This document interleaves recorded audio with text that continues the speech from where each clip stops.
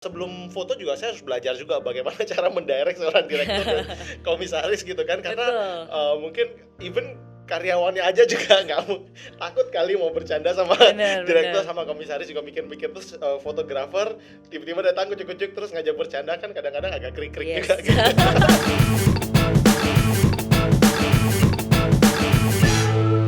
Eits, tunggu dulu. Sebelum nonton video lengkapnya, jangan lupa untuk subscribe ya dan klik link di bawah ini. Jangan lupa juga untuk klik tombol loncengnya. Oke? Terima kasih. Selamat menonton. Yang namanya mengupgrade skill itu selalu harus diterapkan untuk semua orang sih. Walaupun sebelumnya dia sudah punya pengalaman atau belum pernah punya pengalaman sama sekali. Karena kan zaman berubah, gadget juga berubah, style orang juga berubah, ya kan? Yes. Buat dan sedikit tips buat teman-teman yang pengen mengupgrade skill. Jadi ketika kita sudah jago di bidang A kayak gitu, kita mau upgrade ke bidang yang B. Nah, itu kita harus punya ekspektasi di mana ketika kita mulai itu kayak waktu saya dulu ketika kita mulai itu ya hasilnya nggak mungkin bagus kayak gitu, nggak langsung kayak perfect gitu. Tapi ya kita harus punya anticipate bahwa ketika kita mulai sesuatu yang baru, namanya baru pertama kali nyoba, ya kita harus tahu bahwa skill kita itu baru sampai di sini. Tapi kita nggak boleh berkecil hati ketika kita mulai skill yang baru, karena mungkin di skill yang lama kita udah ngerjain dengan mudah. Maksudnya kayak orang dengan gampang mengapresiasi apa yang kita kerjakan. Tapi kita pindah skill yang baru, itu kita akan mulai dari agak nol lagi, agak basic. Jadi kayak kita akan mulai kayak, loh kok hasil karya saya kayak nggak bagus ya. Kayak gitu. Tapi kalau kita cukup berhenti sampai sana, nanti skill kita nggak akan nambah gitu. Jadi sebenarnya kita cukup kayak memahami diri kita sendiri bahwa kita tuh sedang learning pada awal-awalnya. Betul. Dan kemudian segala sesuatu perfection itu dari kita ngulang sih. Yes. Every master was once a disaster. Jadi maksudnya semua orang yang berhasil itu ya karena awalnya dia juga pernah salah. Dan itu satu hal yang bagus banget yang tadi Barry juga bilang, kita sendiri harus sadar bahwa oke, ini nih kita lagi proses learning. Jadi sometimes kita juga nggak bisa meng-expect dan menghakimi diri kita sendiri begitu kita nyoba sekali kok belum bisa sih, nyoba 3 kali kok masih gagal juga. Iya masih gagal, orang kita masih dalam proses learning ya kan. Not yet perfect gitu. Benar Jadi, gitu sih harus berproses. Iya. Oke, nah tapi ngomongin tentang proses nih, kan sebagai seorang fotografer itu ada suka dukanya katanya, oke? Ada banyak suka dukanya. Nah hari ini mumpung saya bertemu langsung dengan fotografernya, pengen dengar jawaban jujur suka duka sebagai seorang fotografer. Oke. Yang pertama katanya, yang pertama adalah biasanya di awal itu suka bingung, ini dijadikan hobi atau sumber rezeki, bener nggak? Iya, bisa jadi. Jadi itu juga aku alami sih sebenarnya. Nah jadi itu langsung dijawab nih ya. Boleh. Oke. Nah jadi awal-awal juga bingung sih sebenarnya. Ini sebenarnya penghasilan duit atau enggak sih gitu. Jadi kayak dan kemudian hari ini saya hobi. Setengah tahun lagi saya masih hobi atau enggak, dan kemudian ketika dijadiin profesi ini masih menarik atau enggak. Betul. Ya kan kayak karena ketika kita jalin hobi itu kita mengerjakan sesuatu yang kita pengen, tapi kalau kita jadiin profesi kita mengerjakan sesuatu yang klien pengen. Belum tentu kita pengen sesuatu yang klien kita pengen. Betul. Iya, nah jadi itu juga saya alamin. Tapi begini, saya mengubah mindset bahwa apapun yang saya kerjakan itu harus punya dampak kepada orang lain. Kayak gitu. Itu kalau misalnya belum punya dampak berarti hasil karya saya masih belum menarik menurut saya. Jadi yang saya nilai adalah bukan cuma saya senang mengerjakannya, tapi yang saya kerjakan itu harus punya value. Karena kalau nggak punya value ya sayang kalau misalnya value-nya buat saya sendiri aja, buat happy-happy aja. Jadi apa yang saya kerjakan itu harus punya dampak. Jadi ketika saya senang foto, hasil foto saya itu harus bisa membantu bisnis orang biar dia itu lebih mudah memperkenalkan bisnis dia ke masyarakat. Kayak gitu.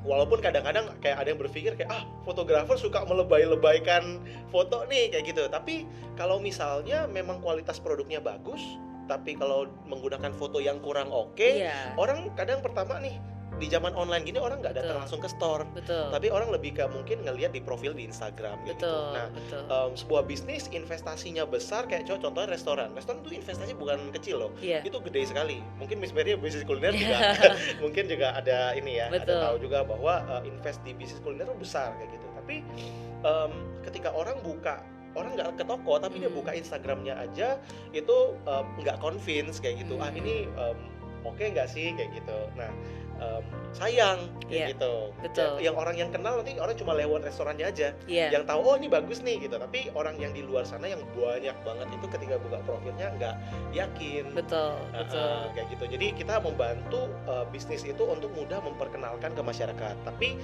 repeat ordernya itu tergantung juga ke performa bisnisnya.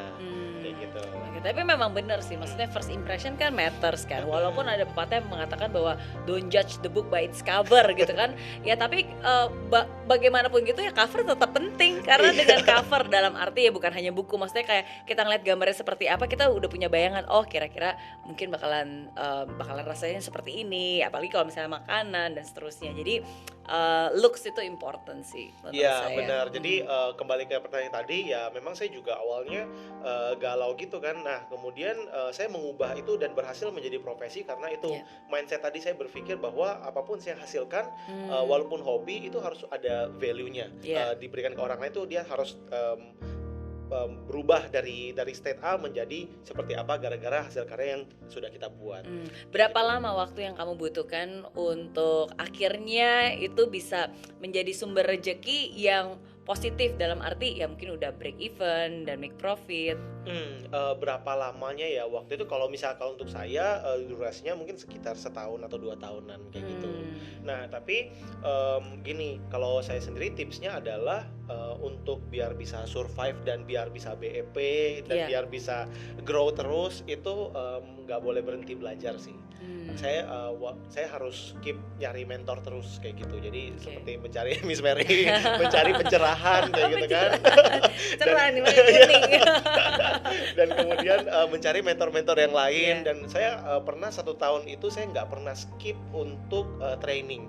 Jadi tiap bulan itu saya selalu upgrade skill. Ada 1 tahun dimana pokoknya tiap bulan selalu pergi workshop, seminar, apapun itu yang membantu menambah skill set kayak gitu. Itu kalau ketika kita punya mindset untuk kayak kita nggak berhenti belajar, ya kita bisa mengupgrade skill terus kayak gitu. Jadi value yang kita bisa berikan itu nambah terus.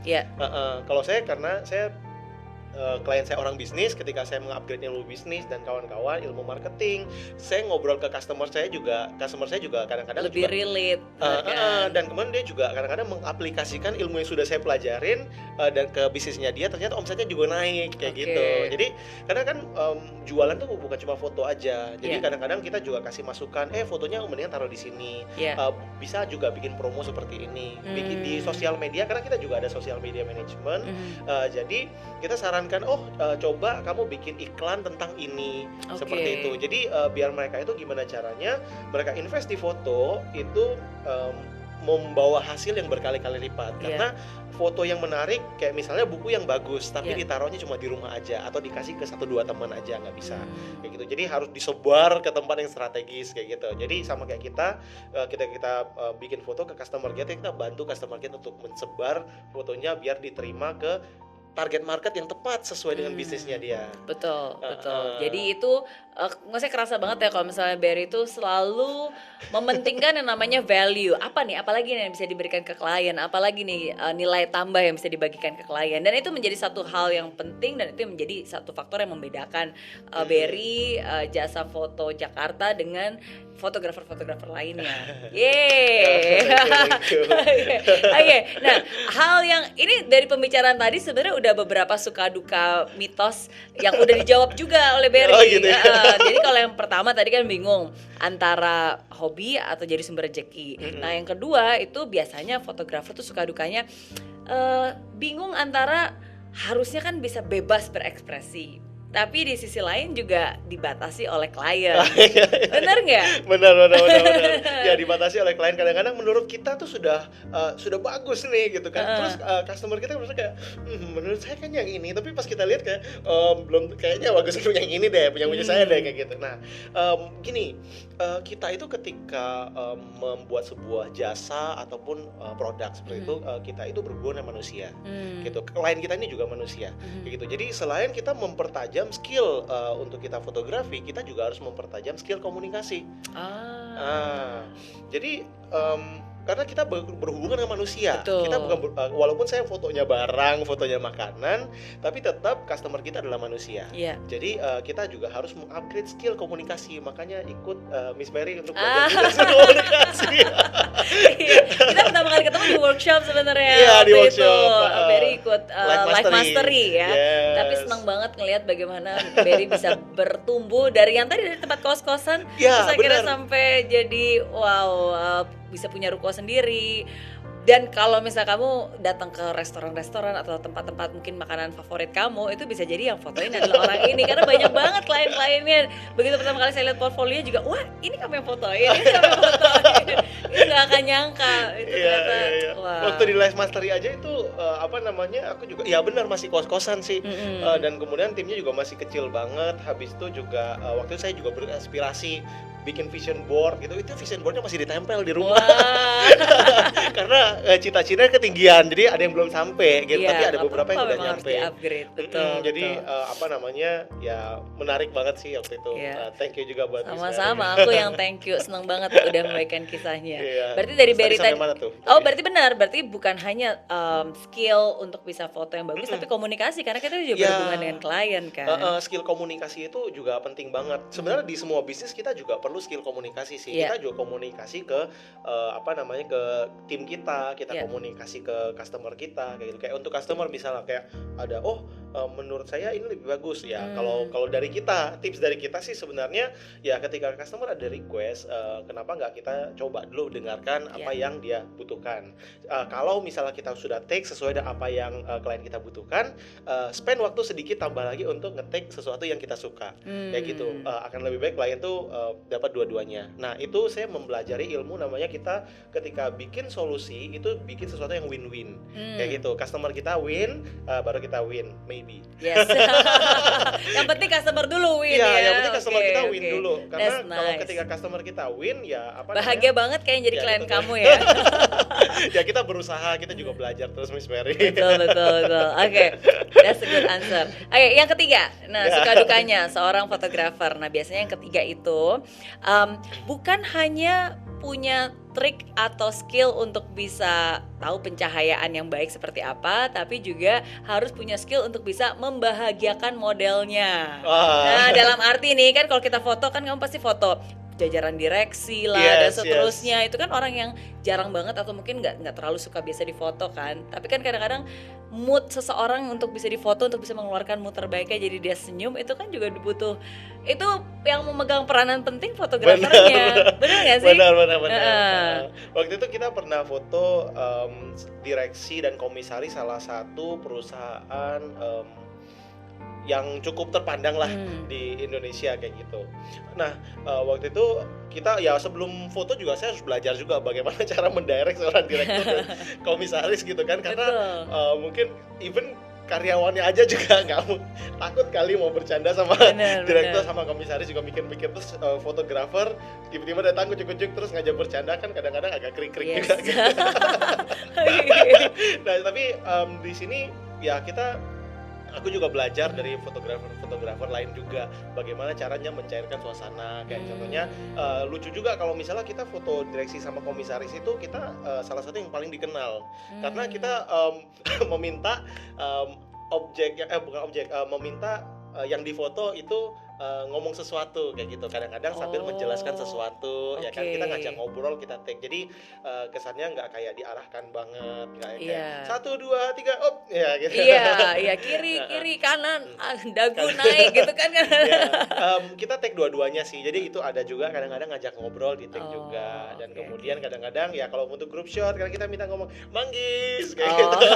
Jadi biar kayak ada bercandanya dikit tapi senyumnya jadi kelihatan kayak gitu. Tapi itu sesuatu yang mungkin behind the scene yang mungkin kadang orang nggak sadar, tapi itu sangat diapresiasi loh, karena maksudnya saya untuk bisa tetap menjaga mood orang yang sedang diambil fotonya. Ya itu juga kita juga belajar terus by the time kan kita menemukan orang yang berbeda-beda seperti itu.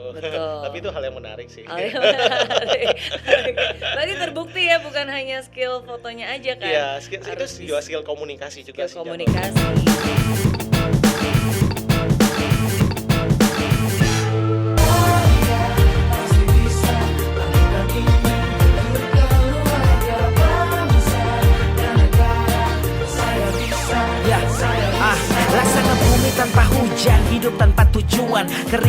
mati tanpa hijaunya tumbuhan. Demikian kalau mimpi tak kunjung terjadi.